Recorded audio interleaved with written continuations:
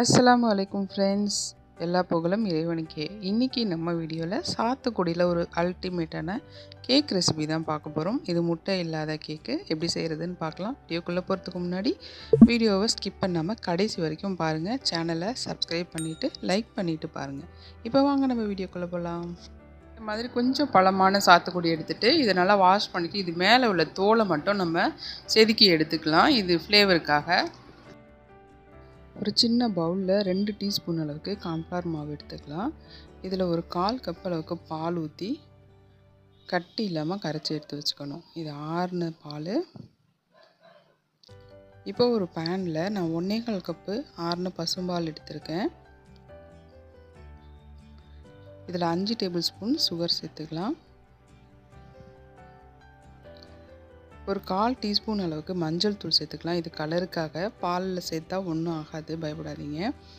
Food colour avoid பண்ணிவிட்டு நான் மஞ்சள் தூள் சேர்த்துருக்கேன். 2 டீஸ்பூன் அளவுக்கு நம்ம ஏற்கனவே செதுக்கி வச்சுருந்த சாத்துக்குடியோட அந்த மேல் தோலை தூவிக்கலாம்.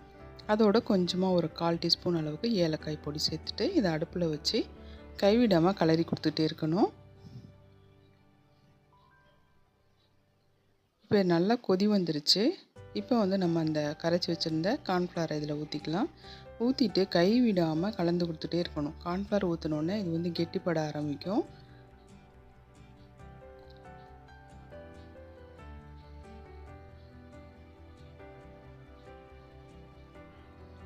பாருங்கள், இந்த அளவுக்கு நல்லா கெட்டியானதுக்கப்புறமா ஸ்டவ் ஆஃப் பண்ணி வச்சிடலாம். இந்த அளவுக்கு இருக்கணும். இதை ஒரு பவுலுக்கு மாற்றி இதை ஆற வச்சிடலாம்.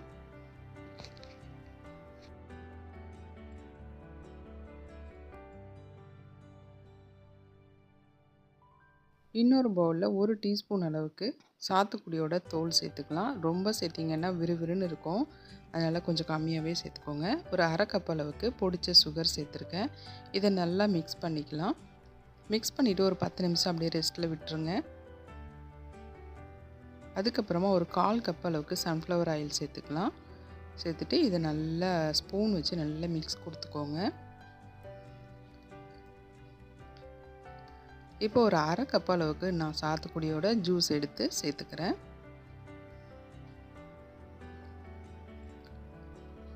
அரை கப் அளவுக்கு நல்ல கெட்டியான புளிப்பு இல்லாத தயிர் சேர்த்துக்கலாம். சேர்த்துட்டு விஸ்கு வச்சு நல்லா மிக்ஸ் பண்ணிக்கலாம். தயிர் சேர்க்க விருப்பம் இல்லை அப்படின்னா நீங்கள் 2 முட்டை சேர்த்துக்கலாம். இப்போ ஒரு சல்லடை வச்சு 1 கப்பு மைதா மாவு, 1 டீஸ்பூன் பேக்கிங் சோடா சேர்த்து நல்லா சலிச்சிக்கலாம்.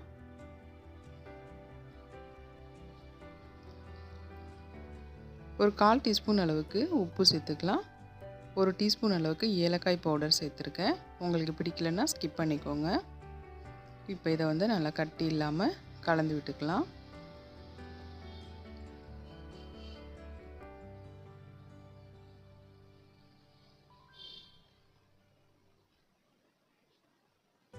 நான் இந்த மாதிரி ஒரு ட்ரே எடுத்திருக்கேன். இது என்கிட்ட இருக்கிறதுனால நான் இதில் எடுத்திருக்கேன். இதில் தான் செய்யணுமா அப்படின்னா அப்படி இல்லை. உங்கள்கிட்ட எந்த டின் இருந்தாலுமே நீங்கள் அதில் செஞ்சுக்கலாம்.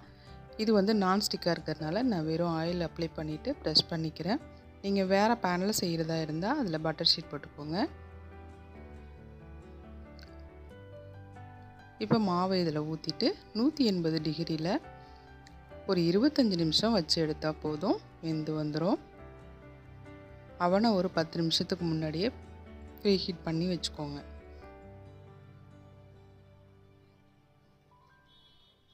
இப்போ நம்ம இதை அவனில் வச்சு எடுத்துகிட்டு வந்துடலாம்.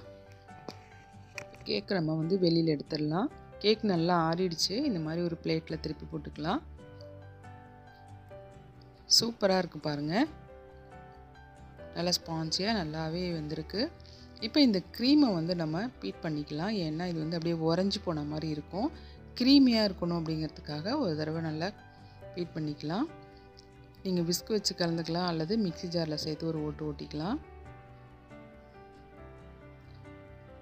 இப்போ கேக்கை இந்த மாதிரி திருப்பி போட்டுட்டு எல்லா இடத்துலையும் இந்த மாதிரி ஸ்ப்ரெட் பண்ணி விட்டுருங்க. செம்மையாக இருக்கும். கேக்கு பெருசாக சாப்பிட்றத விட இந்த மாதிரி க்ரீமோடு சேர்த்து சாப்பிடும்போது டேஸ்ட்டு வேறு லெவலில் இருக்கும்.